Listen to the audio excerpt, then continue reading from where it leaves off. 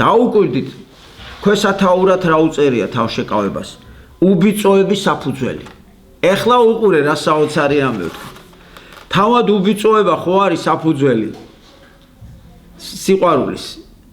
სიყვარულის საფუძველია თვითონ ოჯახის შექმნის დავაკვირდეთ ეხლა ანუ რა ვთქვით რა სიყვარული თავად საფუძველია ქალისა და მამაკაცის ოჯახის შექმნის ოჯახის საფუძველია სიყვარულის საფუძველია უბიწოება და თავშეკავება უბიწოების კიდე საფუძველი საფუძველზე ვარ ანუ შეიძლება ითქვას თავშეკავებით იწყება ყველაფერი ამიტომ ქვია ამ წიგნს სათაურად ოჯახის ცოდნეობას ქვესათაური აქვს ასეთი თავის უარყოფის სკოლა რა არის თავის უარყოფა თავშეკავება რაც მინდა იმის კეთება კი არა რაც სწორია იმის კეთება სიტყვაზე ლილეს დამოკიდებულება მეუღლის მიმართ ისეთი კი არ უნდა იყოს რომ რაც თვითონ უნდა ის მოსთხოვოს რაც იმას მოუტანს ბედნიერებას ისე უნდა უყვარდეს აი ეს უნდა იყოს ანუ თვითონ უარყო თავისი გემოვნება უარყო თავი ამას ნიშნავს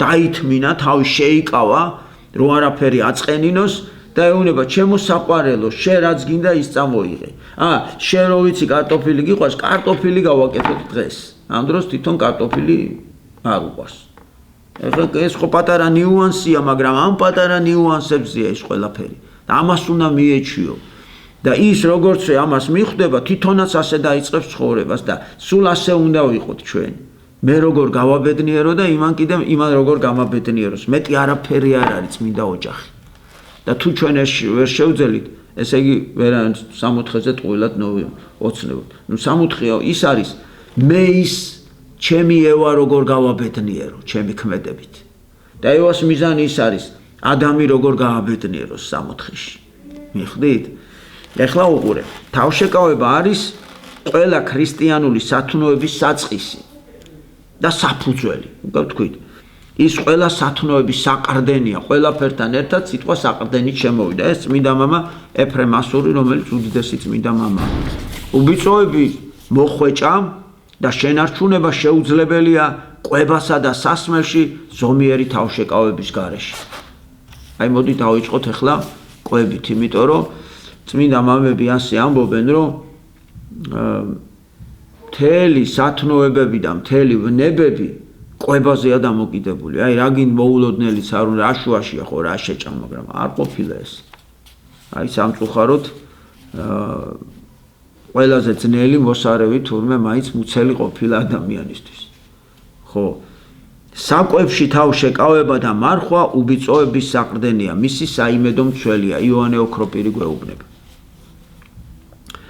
გავიხსენებ ახლა ისევ ჩიჩაგოვის რომელიც იყო მეცნიერი და თან მედიცინის მუშაკი ანუ ექიმი გამოცდილი და დამსახურებული რას გვეუბნება თურმე ადამიანს აი ორი ხელი პეშვი რო შევაერთოთ აი ამ ხელა კუჭი ქონია შესაბამისად ამდენი თუ არ შეჭამა და ამაზე მეტი შეჭამა კუჭი ვეღარ ერევა ამ საკვებს და იწყებს უკვე ამ დამატებითი შხამი უკვე რაგინც გინდა გემრიელი საჭმელი შეჭამო ამაზე მეტი უკვე მისთვის მაძნევარია როგორ გადაარჩინოს სხეული მთელი ღამე ამაზე მუშაობს თან თურმე 6-7 საათის მერე კვება არ შეიძლება და მე კიდე სახში 9 საათზე მივდივარ ხო და წარმოიდგინე ყოფილა რაღაცა ორგანო ღმერთის მიერ შექმნილ ადამიანში და ცხოველებსაც კი აქვთ ეს რაღაცა ორგანო ქონია როგორ განკურნოს ამ ორგანონ დაავადება და ცხოველი ამიტომ როცა არშია კი არ ჭამს ბუნებით არ უნდა რა აი დაუყარე ბევრი ხო კატას რამდენიც უნდა შეჭამს და რო აღარ უნდა აღარ შეჭამს ასეთი დარღვევა კვებაში ჩვენი ვთქვით მარტო ადამიანს აქვს აღარშია მაგრამ ჭამს აი პაპატია და ესეთი გამოთქმა ხო არსებობს შეღორო აი ღორი არის მასეთი ღორს არ დაუყრიან ბევრს იმიტომ რამდენიც გინდა დაუყარო იმდენ შეჭამს და კიდე რო გამოუშვა კიდე შეჭამს ანუ არ იცის რა თავშეკავების უნარი არა ამიტომ ეს ადამიანური გამოთქმაც მაგას ნიშნავს რა ნუ სწორედ თქვა თორე ძაღლი კატა და ეს ცხოველები თურმე რასაც შეჭამი მეტია აი ის რო აწყინოს ჭამამ ასეთი რამე სხვა ცხოველებში არ არის და ღორი კიდე იტანს არწყენს უბრალოდ გასუქდება ძალიან და ცხიმიანი იქნება ხო და ადამიანი კი ვერ იტანს და ცუდად ხდება მე. აი აქ არის ზუსტად ამ საკვებზე ლაპარაკი. ჯერ ერთი ზომა არ უნდა ვიკვებებოდეთ დიდი რაოდენობით, იმიტომ რომ მე სხეული მუშაობს ამ დაავადებისგან როგორ დაიხსნას. ფარისებრი ჯირკვალი ყოფილა ჩიჩაგოვი ასეხსნის. ფარისებრი ჯირკვლის დანიშნულებაა, როდესაც სხეული ისვენებს და ძინავს, ყველა დაავადება როგორ განუკურნოს. მაგრამ შენ რო მიღებული გაქვს ისეთ რომ საკვები ან ზომაზე მეტი, ხო? ფარისებრი ჯირკვალი იძულებულია იმაზე იმუშაოს, რომ ამან არ მოკლას და თავის ფუნქციას ვეღარ ასრულებს, რომ განკურნოს, რაც განსაკურნებელი გაქვს. ამიტომ არის ეს პოლ ბრეგი და ვიღაცეებმა რომ დაადგინეს, რომ შიმშილით განკურნება, დიეტით განკურნება. სინამდვილეში არაფერია, უბრალოდ ისვენებს ორგანიზმი და ფარისებრი ჯირკვალი იწყებს იმის განკურნებას, რაც ბუნებით ღმერთმა ადამიანს ჩაუდოეს. და იმან იცის რა და რა განკურნოს. აი მე მაგალითად რა შევესწარი და სოფელში ამიხსნეს, სოფელში ყოფ ძენი ხალხია. კატა გასივდა ესე რაღაცნაირად. რა მოხდა მეთქი? დედოფლის წყაროში ვიყავით, იქით ხო ბევრი გველია. გველმა უკბინაო, მითხე სამთაწყარო სოფელია, იწვება სიცხისგან ყველაფერი და გველმა უკბინაო და მე მეთქი ხო მოკვდება მეთქი გველო რითიშველით ვერაფერს ვერ უშველიო, თვითონ თავის თავს თუ უშველისო და როგორ მეთქი? აი ახლა რას აკეთებს, ვიცი, დააკვირდიო და ვაკვირდებოდი 2-3 დღე. არ ჭამს არაფერს. გავა თან მასპინძელთანაც არ ჩერდება ეტყობა რომ რაღაც უხერხულად აგწნობს რა თავს რომ ვერ არის კარგად ხვდება. განდგება სადღაც მარტო და აი ესე გაყურსული არის და თურმე არ ჭამს არაფერს და ეტყობა სხეული თავისით ებრძვის ამ შხამს. გადარჩება კატას რა მოკლავსო მითხრა. ვაიმე ისე შემეწუდა დამახინჯებული იყო ეს საწყარი. 2 დღე ესე იყო და მესამე დღე როგორც არაფერი მოვიდა ეგრევე დაიწყო სულეპა რაღაც რაც დაუყარეს რა. ესე იგი თავი 2 დღეში განკურა იცი შიმშილით რომ ხო აი დიახ ნიშანი არის ჭამას რო იწყებს იმდროს ორგანიზმი არ ხარჯავს ენერგიას მონელებაზე ზუსტად ეგ არის ეგა თქვა ზუსტად ჩიჩაგოვმა რომ ამ დროს საკვები აღარ უნდა ზომიერი მაინც რა თო ჩვენ თუ სულ ზომიერ კვებას ვისწავლით ის ორგანო რომელიც კონკრეტული დაავადება განკურნავს დაავადება გძინავს ის კიდე კურნავს მაგრამ ჩვენ ამ არასწორი კვებით აი ამიტომ ამ ხელა ყურადღება დათმობი არასწორი კვებით ხო ეხლა მეორე მომენტია აი მარხვები დადგება ხოლმე ხო მამაჩემს უყარდა ხოლმე კაი კახელი კაცი ეხლა კაი ჩაკაფული და კაი მწვადი და კაი ესეთ კაი კვება და უჭირდა ხოლმე მარხვები და მარხვები რო დადგებოდა რას აკეთებდა იცი კი გადავიდოდა ამ ლობიოზე და ხორბალზე და სიმინძე მაგრამ 3 იმდენს ჭამდა ვეღარ ძგებოდა საწყალი და მე სულ რაღაცას ტკიოდა ხოლმე ანუ ზედმეტი კვებისგან ესე და ექიმთან ჩამოვიყვან ერთხელ და რო გაიგო ამდენ ჭამ რა საბაბო შეცოცხალი როგორ ახარ საერთოდ ვის გაუგიაო ამ ბურღულეულის ამდენი კვება არაფრით არ შეიძლება მოკვდებიო გააფრთხილა რა ამან რა უქნაო აი რო არ არისო ისეთი საჭმელიო მარხვაო და რაღაცა და ესე იგი აი მარხვაში ესეც შედის რომ ზომიერება უნდა დავიცვათ მარტო სამარხო საკვების მიღებაზე არ არის ლაპარაკი ზომაზეც არის იქ მიღება და დავასრულებ ჩიჩაგოვის ასეთი აზრით რო დგებიო ხო შენი ნორმა მოკლედ უნდა იცოდეო შენი ჯამი უნდა გაგაჩნდეს და იქ თავისი დაახლოებით უნდა იცოდე რამდენია შენი ნორმა და დაახლოებით მაინც გაუწიო და იმდენს თურმე რომ შეჭამ რაც არის შენი ნორმა ცოტა კიდე უნდა გშიოდეს აი ეს არის სწორი კვება იქ მერე არის რომ თურმე საჭმელს თურმე პური არ უხდება ცალკე თუ გინდა ჭამე პური მე რაღაცას ხილი არ უხდება დაყოლება ჩვენ კი ეს ყველა წყლის დაყოლება როგორ შეიძლება ეგრევე გაბრიელი რომ ჭამს ეგრევე წყალს ეგრევე ატაკებს რაუნები ბიჭო არ შეიძლება ვერ გააგებინებ იმიტომ მიჩვეული მასია ხო მოკლედ ესე იგი აი ერთ-ერთი გადამწყვეტი როლი არის ასეთი ძნელია სამწუხაროდ მუცლის მორევა ყველასთვის პატარიდანვე იწყება ეს ყველაფერი და ამიტომ ვინც თავიდანვე სწორად გაზდის შვილს მერე აღარ გაუჭირდება იმას. აი რას ამბობს ღირსი ნილოს სინელი, ვისაც უბიწოება უყვარს, უნდა მიეჩვიოს მუცლის მართვას. ესე იგი მიეჩვიოს მუდმივი თავშეკავებით ცხოვრებას. აი მუდმივი თავშეკავებაა საჭირო. ვისაც სურს წარუდგინოს უფალს წმინდა სხეული და წმინდა გული, უნდა დაიცვას ურისხველობა უკვე ვიცით რომ აი განრისხება რო ვიცით მოეთრია და რაღაცა და თავშეკავება. ესე იგი, ურისხველობაც ძალიან ძნელი მოსარევი ყოფილა. მამა თეოდორე გიგნაძე იცით ხო, როგორ 8 წლშია და სულ შრომაში და სულ ბრძოლაში და ერთ-ერთ ქადაგებაში ყველაფერი, მაგრამ ამ განრისხებას ვერაფერი მოუხერხეო. და მეთქი მას ეძნელია მეთქი და ეხლა რაღაცებზე ერთი-ორჯერ სინჯა და ვაიმე ისე გამიჭირ მეთქი ეს რა ყოფილა რა. აი რო არ გამოხვიდე რა მდგომარეობიდან. ხო და ამ ორი სათნოების გარეშე მთელი ჩვენი შრომა უსარგებლო იქნებაო. ესე იგი რაც გინდა აკეთო. თუ თავშეკავება და ურისხველობა არა გაქვს, წყალში ყრი ყველაფერს. ეხლა კიდე ერთი დეტალი და ძირითადად ეს იქნება სათქმელი, უბიწოების მოსახვეჭად ესოდენ აუცილებელი თავშეკავება მიუღებელია მამაკაცური მოთმინების გარეშე. ანუ მოთმინება გვინდა მამაცურიო. რა არის მამაცური მოთმინება? შეამარა იცნენ. ხო, ესე იგი მოთმინება ასეთი მნიშვნელოვანია, ვისაც მოთმინება და მყუდროება არ მოუხვეჭია, მას სასტიკად ესხმიან თავს დემონები და მრავალი ვნების ცეცხლოვანი ისრით იწყულებაო, ესე იგი შამიან ისრებს გულში გარტყავენო რა, გასუსტებენო ის დემონები. და დემონის მიზანი რა არის? ერთადერთი ადამიანი მოწყვიტოს ღვთაებრივს. ღვთაებრივი რა არის? რაც ცნებებში უწერია, რაც მარხვაა, რაც თავშეკავება, აი ამას მოწყვიტოსო და აი თუ მოთმინება არა გაქვთო და მყუდროებაო, მაშინ ისინი ძალიან გვესხმიან. უпростоრად გულში კარგად გვახვედრებენ თუ მოთმინება არა გვაქვს.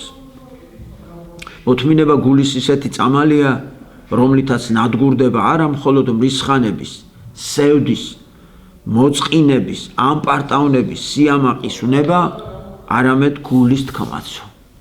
გულის თქმა ეს უკვე მწვერვალია. იმიტომ რომ ჯერ უნდა გაანადგურო სევდა, მრისხანება, ამპარტავნება, სიამაყე, ყველაფერი და აი მერე უკვე გულის თქმა ყველაზე წმინდა. გული რო გაიწმინდება, უკვე ფიქრიც კი წმინდა გაქვს რა. ანუ ფიქრიც ისეთი გაქვს, რომელიც ღმერთს არ მოეწონება უკვე. ეს უკვე ალბათ ყველაზე სიწმინდეა დიდი. ეს ღირსი ნილოს სინელი იყო, ვინც გვეუბნებოდა წმინდა მამა. ყოველივე ნათქვამიდან გამომდინარე, თვალსაჩინოა თავშეკავების, მოთმინების, მყუდროების და სიმდაბლის საჭიროება უბიწოების მოსახვეჭად. ესე იგი უბიწოება რომ მოვიხვეჭოთ, დავაკვირდეთ, საჭიროა თავშეკავება, ვინაიდან საფუძველიო, ესე იგი თავშეკავებით უნდა დაიწყოს ეს ყველაფერი. მოთმინება, რომელიც დღეს ვისწავლეთ, თავშეკავება და მოთმინება, ეს ორი დავიმახსოვროთ. ყველაფერს დამახსოვრება ასე არ გვინდა. მყუდროება და სიმდაბლე. სიმდაბლე, მოდი მყუდროება აღარ გვინდა, სიმდაბლე დავიმახსოვროთ. ესე იგი თავშეკავება, მოთმინება და სიმდაბლე. ნუ მყუდროება რა არის? იცი სიმშვიდეში რო ხარ რა. მაგას აგიხსნით ბოლოს არის ეგა და მიხვდებით. ანუ ეგ იცი რას ნიშნავს? მყუდროება, ანუ გარემო რო არ გაიფუჭო. იმ ხალხთან რო აღარ კონდეს ურთიერთობა, ვინც ამას არ იცავს.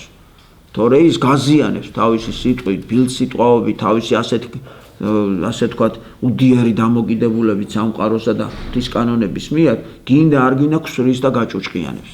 ეს გარემოს ძალიან დიდი მნიშვნელობა აქვს. ზოგმა იცის, რომ მე ხო იქ არაფერს ვაფუჭებ, მე რა ჩემი მეგობრები არიან რაღაცა. ის გაზიანებს. აბა შენ ამ ხელა რაღაცებზე ფიქრობ და ისინი კიდე რომ მოусმინო გაგაგიჟებენ საერთოდ. ყოველივე ნათქვამიდან, ხო ეს უკვე ვთქვით, უბიწოება ჩვეულებრივ მჟღავნდება არა მხოლოდ საქმეში, არამედ ადამიანის იდუმალ აზრებშიც. იდუმალი აზრი უკვე გულის თქმებია, შენთვის რო ფიქრობ რა ეგენი. მოღვაწე ვალდებულია, გამოასწოროს ყოველი არაწმინდა აზრი, რისხვით აღიჭუროს საკუთარი თავის მიმართ და შეწევნისათვის უხმოს ყოვლად სრულყოფილს, მანამდე სანამ გაჩენილი ცოდვილი გულის სიტყვა არ დასუსტდება და დაუძლურდება. ანუ იქამდე ებრძოლოსო მოთმინებით, თავმსიმდაბლით, რაც ახლა ვთქვით, თავშეკავებით, იქამდე ებრძოლოსო დაასუსტოს ეს მოთხოვნილება. მერე კიდე გინდა ეს ტკბილი, კიდე გინდა ეს წყალი, ბევრი წყალიც არ ვარგა თურმე. ჩვენ კიდე ექიმები გვენ დალია და ჩიჩაგოვსკი და სხვანაირად უწერია ხო. რა ვიცი, აბა ვერ გაიგებდა. ნუ ზომიერება მაშინ ყველაზე კარგია რა. რომ დასუსტდეს ეს მოთხოვნილება, ეს მიწიერი, ვნებითი მიდრეკილებები და დაუძლურდეს, ესე იგი დაგანებოს თავი. ცოდვილ და არაწმინდა გულის სიტყვებს აჩენს მეხსიერებისა და წარმოხსახვის თანამოქმედება. გარეგანი შეგრძნებები, ნახე რა შეგრძნებები, მზერა, სმენა, შეხება, აი უბიწოება ამის გარეშე არ იქნება. აი ახლა ერთ-ერთი ვთქვათ მზერა. როცა უგრძალველი ხარ მზერაში, აი რაღაცა ცუდ კადრს უყურებ, ხო არის სავსე არის ახლა ინტერნეტ სივრცე, ხო? დიდი ძებნა არ დაგჭირდება, შემოგახტება იქით ისეთი რაღაცა, რომ რა თქმა უნდა ის შეფუთული ლამაზად არის, რომ დაგაინტერესოს ისია რაღაცა იქ სათავგადასავლო ისტორიებში რაღაცა და შენ ინტერესი უკვე გიჩნდება ნეტა რა მოხდება იქ, როგორ წავა რაღაცა და ამ დროს ჩვენ ვიცით, რომ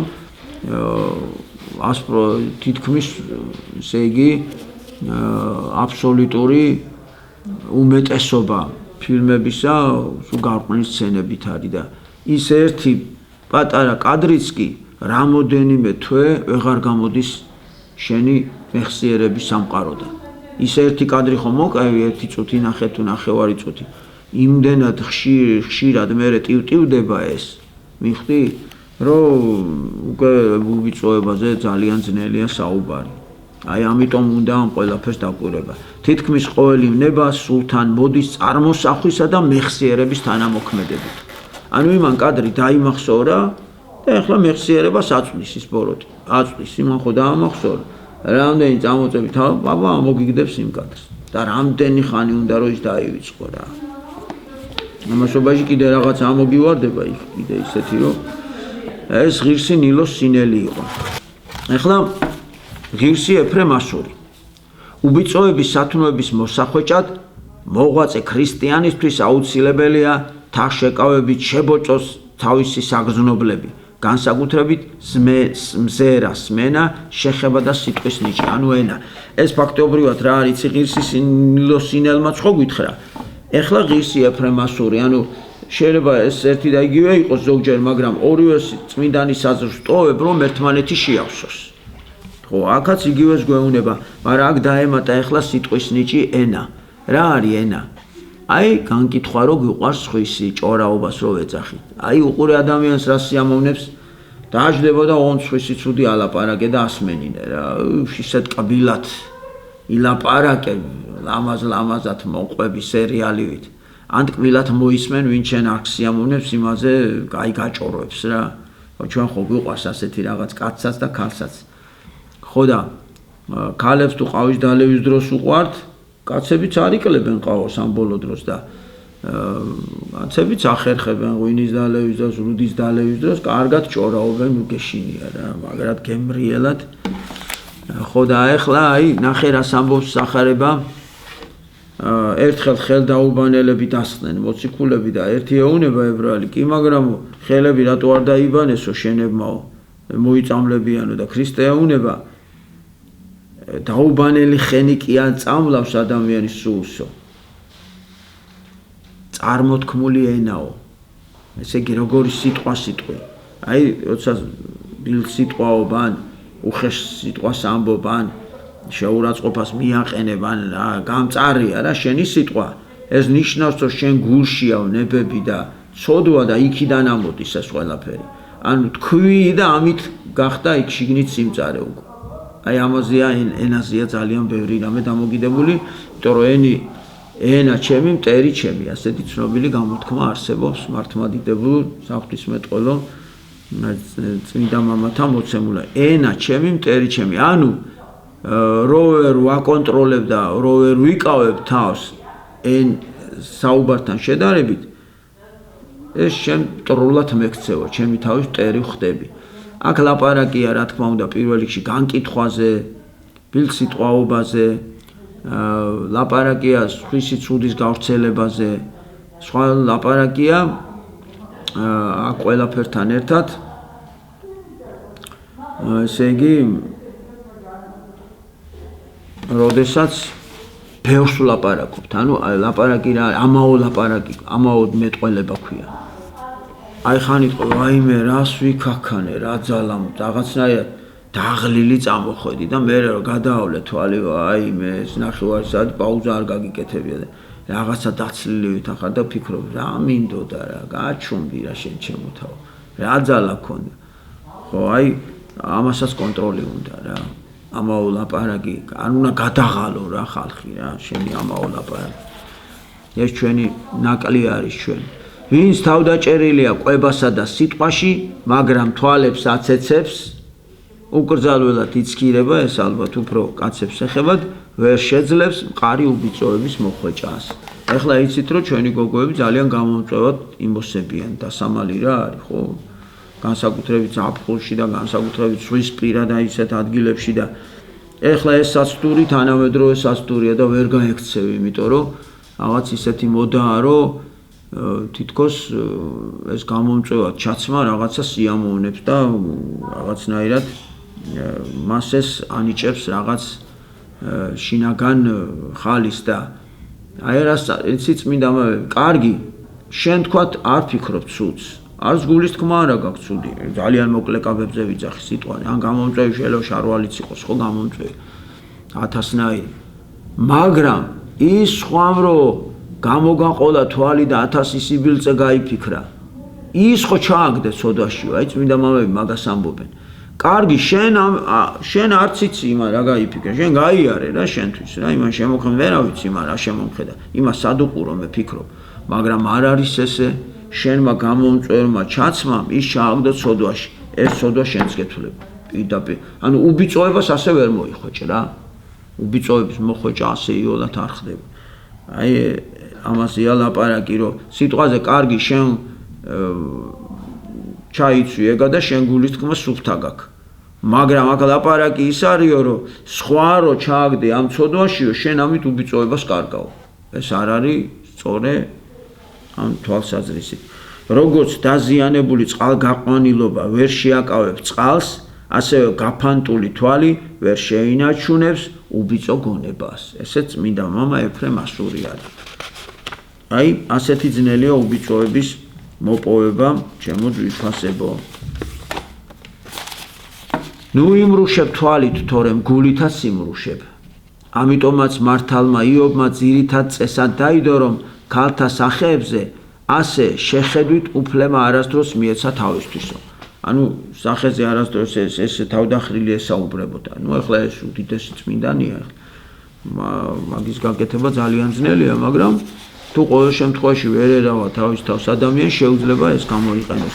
არაფერია უფრო დამღუპელი, აი ნახე ახლა როგორც სიახლოვე ადამიანებთან, რომელსაც არ აქვთ კეთილგანწყობა ღვთისმოსაობის, ზნეობრივი სიმართლისადმი და თავისუფალი ურთიერთობა ამგვარ მანკიერ ხალხთან, გარყვნილებთან, რომელიც სასიამოვნო მეგობრობის სახით უბიწო გულებში შხამს ხვდიან. აი თავისუფალ გოგოებს რო ვეძახით, ხო არიან ასეთი სტილის გოგოების და ბიჭების რა. არეპუებიან, რასაც უნდათ იმას აკეთე, აი რა სიამოვნებს ის უნდა გავაკეთო, თან დაუფარავთ ამბობენ. აი პირდაპირ გეუბნება, რომ ასეთ ადამიანთან სიახლოვე, ასეთ ადამიანებთან ურთიერთობა, შენ უბიწოებას ვერ გარყვნილების მეც და დაზიანების მეც არაფერს არ მოგიტანს, ანუ უბიწოებას ასე ვერ შეინარჩუნებ. ეს ძალიან ძნელიაო. და ბოლოს, ანუ შხამი გულში შხამი დაგიგროვდება. ბოროტ და გარყვნილ ადამიანებთან სულისთვის საზიანო მეგობრობას ბრძენი ზირაქი ამგვარებს, ამსგავსებს კუპრს. კუპრი არის შავი, იცით ხო? სმალას ეძახიან, აი კუპში რო ჩაყო ხელს გაგიშავდება, ნივთი რო ჩაყო საერთოდ გააშავებს იმ წუთში. და აი კუპსა მისი სიტყვით, ვინც კუპს შეეხება, გაშავდება. აი ასეთ ადამიანებთან ურთიერთობა არ არსებობს, რომ ის ლაქა არ გადმოგედოს შავიო. ჩვენ რა ისეთი ძლიერები ვართ, რომ წმინდა მამებივით მივიდეთ, მათი სიმყრალე და სიბილწე მოვისმინოთ და ჩვენ არაფერი დაგვიშავდეს? ან ჩვენ განკურნოთ? იყვნენ ასეთი დიდი წმინდანები, კი მიდიოდნენ, მაგალითად ერთი ბერია ცნობილი, საროსკიპოში მიდიოდა, მუშაობდა. ბერი მონასტრიდან წამოვიდა და მუშაობდა, ესე იგი, რთულ სამუშაოზე, ფიზიკურზე და საღამოთი საროსკიპოში შედიოდა. რას აკეთებდა არავინ არ ვიცი და ხალხში ხმა გაუვარდა, რომ აი ეტყობა რა ფულსაც ჩოულობსო, გარყვნილ ქალებში ხარჯავს. და გავიდა ერთი თვე, ორი თვე და წმინდა მამასაც წინამძღვარს მოუტანეს ეს ამბავი. ხო და ამან თქვა, რომ მოთმინებით მოიქეცითო რა.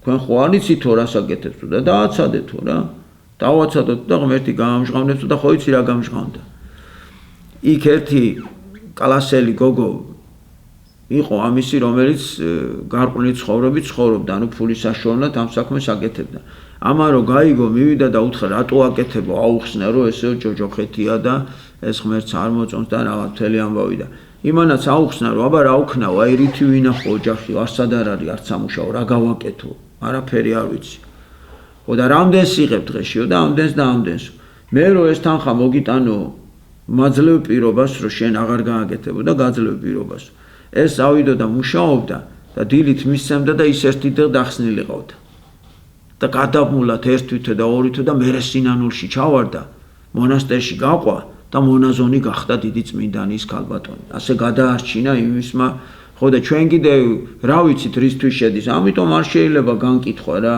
ღმერთ ეხა შენ თუ დაინახე რომ საროსკიპოში შევიდა შორიდან ხო თვალი მოკარი რაღაცა ეჭვი გაივლე გულში შენ რა იცი რისთვის შევიდა აი წმინდა მამები ცირას გვენ შენი თვალითაც რო დაინახო მაინც თქვი ასეთი რაღაცაო რომ მე კი დავინახე უფალო მაგრამ ხო შენც დაინახეო და მე რაც დავინახე შენ ხო მე რაც ვერ დავინახე შენ ხო ისიც დაინახეო ამიტომ თუ დასაჯელია უფალი დასჭის ხო და თუ არ არის დასაჯელი ესე იგი იქ კიდე ისეთ საიდუმლო სრულდება რაც შენ არ იცი და გაანებე რა არ არის ეგ შენი საქმე დაინახე თუ შენ საქმეს არ აფუჭებს გაანებე მიანდე უფალს და თუ დასაჯელია უფალმა ძალიან კარგად იცის ვინ როდის სწრაფად დასაჯოს და ვინ როდის როგორი პასუხი გასცეს იმას ყველა უყვარს ხო და აი ეს დავიმახსოვროთ რომ შენი თვალითაც რო დაინახო არ გაავრცელო ეგ ხმაო იმიტომ რომ შეიძლება მაგ დროსაც კი შეცდეო აჰა აი თავის თვალით ხედავდნენ მართლა საროსკიპოში მიდიოდა თურმე ამხელა დიადი საქმის გასაკეთებლად ჩვენ რა ვიცით იქ ვირისთვის მიდის ჩვენ რა ვიცით ღმერთი რისთვის აგზავნის და ჩვენ რა ვიცით მის გულში რა არის ამიტომ საერთოდ ეს განკითხვა კიდე როგორი რაღაცაა თუ იმ ცოდვაშია რაშიც განიკითხავ ის ცოდვა შენზე გადმოდის მაგას ეხსნება და შენი ცოდვაც უნდა ზიდო და სხვა რაშიც განიკითხე ის ცოდვაც უნდა მაგაზე პასუხი აგო უფლის წინაშე და კიდე ერთი ესეთი რაღაცა არსებობს ვინ შენო განიკითხეო მაგ ცოდვით დაეცემიო ამიტომ რა ძალა გაქვს როცა ესეთი საშიშროების წინაშე დგახარ და დავანებოთ თავს ეხლა ერთი დამაკვირდი ერთ სოფელში მოხუცი კაცი ცხოვრობდა რომელსაც ორი ვაჟი ჰყავდა როდესაც ვაჟები დაქორწინდნენ მამამ ქონება თანაბრად გაუნაწილა ვენახები ყანები ეზოდა სახკარი თავად სოფლის ბოლოს ქოხში გადავიდა საცხოვრებლად შვილებს კი ერთი რამეს თხოვა არ მინდა რომელიმეს ხელი შეგიშალო და ტვირთად დაგაწვეთო სოფლის ბოლოს მამაჩემის დატოვებულ ქოხში ვიცხოვრებ ჩემთვისაც ასე აჯობებს და თქვენთვისაცო ოღონდ ერთ დღეს ერთმა მომიტანო საჭმელი და ხილი მეორე დღეს კი მეორემ დღე გამოშვებით მოუწევდათ რა თან საქონლო ყველაფერი დაუტოვა საარსებო ასე იქცეოდნენ ვაჟები დღე გამოშვებით მამასთან მიდიოდნენ და სადილი მიჰქონდათ უფროსი ვაჟის ცოლი უფროსები სულ ესე გამოდიან ძუნწი ქალი იყო და შვილის მიტანილი საჭმელი მოხუც მეორე დღესაც არ ყოფნიდა ცოტა მიქონდა რა თუმცა საყვედურს არასდროს ამბობდა უმცროსი ვაჟის ცოლი კი იმდენ საჭმელს უგზავნიდა რომ მეზობლებსაც უნაწილებდა კაცი ასე გადიოდა თვეები და წლები ერთ დღეს კაცმა ორივე შვილს შეუთვალა საჭმელი მომიტანეთ და მოდითო მართლაც ორივე მივიდა მამასთან უფროს პატარა ჯამით სადილი მოეტანა როგორც ყოველთვის უმცროს კი როგორც ყოველთვის დიდი გობით დიდი ზომის ჯამით მოხუც ჭამის თავიც აღარ ქონდა უკვე ღრმად მოხუცი იყო და შვილებს თხოვა საჭმელი მეზობლებისთვის დაერიგებინათ ასეც მოიქცნენ შემდეგ უთხრა ჭურჭელი გაერეცხათ ისინიც დამორჩილდნენ მამის დავალებას მამამ თქვა მიხვდა უკვე რომ რაღაცაშია საქმე რაც გამოჩნდა თანაბრად გაგინაწილეთ გული ხომ არაფერზე წყდებათ შვილებს უთხრა არა არაფერზე უთხრა შვილებს მადლობერი ვარ რომ ეს წრები ზრუნავდით ჩემზე და ცხელი სადილი მოგქონდათ თქვენ სოლებსაც მადლობას უხდიო დიდი ხნის სიცოცხლე აღარ დამჩა და სანამ ამ ქვეყნიდან წავალ მათთან საჩუქარი მინდა გაგატანოთო თქვენ სოლებთან აბა მომიტანეთ თქვენი ჭურჭელი და მადლიერებით უნდა აგივსოთ მივიდა უფროსი შვილი და მამამ ერთი მუჭა ოქრო ჩაუყარა ჯამში ჯამი პირამდე გავისო ხო პატარა ჯამით მოქონდა საჭმელი ერთი მუჭამ გაასო ისე კარგი იყო ცოტა ყვება თავშეკავებით ყვებას ასწავლიდა რა კიდე ჯერი უმცროს ვაჟზე მიდგა მამა ძლივს გალასლას და ოთახიდან და ერთი გუდა შემოიტანა გაუცებული უყურებდნენ შვილები მათ არ იცოდნენ თუ მოხუც ამდენი ოქრო და ძვირფასეულობა ჰქონდა მამამ გუდას პირი მოხსნა და უმცროსი ვაჟის გობიც აივსო ოქროს მონეტებით მოხუცმა საყვედურით შეხედა შვილებს და უთხრა რა ჭურჭელსად სიყვარულით საყვედურით კი არა სიყვარული მოხუცმა სიყვარულით შეხედა შვილებს და უთხრა რა ჭურჭელსად წაიღებთ წყაროზე იმ ჭურჭელს აგივსებენო წყალზე არ უნდა გაბრაზდეთო ამხელა ჭურჭელი წყალი კი მოდის მაგრამ შენ ამხელი ჭურჭელი გაქვს იმდენს წამოიღებ თუ ბევრ წყალს ვერ მოიტან სახშიო ესე იგი ჭურჭელზე არ უნდა გაბრაზდეთო არც წყალზეო თქვენი ბრალიაო რამხელა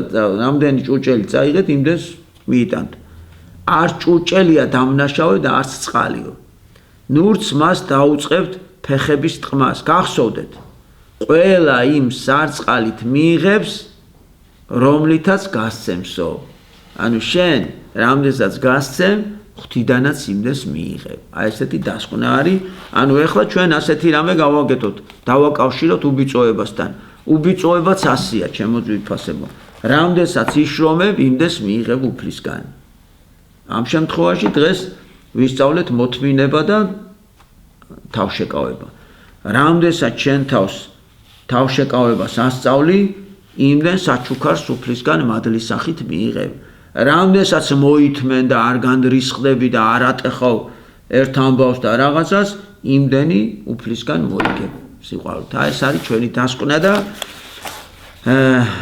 დღეს ამით დავამთავროთ და დავიმახსოვროთ კიდევ ერთხელ რომ ასე დავიმახსოვროთ მოკლედ ასე დავიმახსოვროთ რომ ოჯახის თავარი და გადამწყვეტი ხერხემალი არის ცოლქმრობა მათი სიყვარული და მათი ურთიერთ დამოკიდებულება და ურთიერთ პატივისცემა რომ მათ საიდუმლოში გადაზარდონ სიყვარული რომ ღმერთი შეეწიოს და ამ საიდუმლომ ააშენოს ყველაფერი მაგრამ ამ ყველაფრის საფუძველი საიდუმლო სიყვარულის საფუძველი ყოფილა უბიწოება რომლის გარეშეც ეს ურთიერთობა დიადი ვერ იქნება და დღეს უკვე ვისწავლეთ რომ თვითონ უბიწოების საფუძველია თავშეკავება და მოთმინება რომლის გარეშეც ჩვენ თურმე უბიწოებასაც ვერ მივახცევთ ამიტომ ჩემ თავსაც ვეთყვი და თქვენც გასწავლით რომ მაქსიმალურად შევეცადოთ რომ თავშეკავებულად ვიცხოვროთ ყვების მიმართ პირველ რიგში და თავშეკავებული უნდა ვიყოთ კიდე თვალის ესე იგი სმენის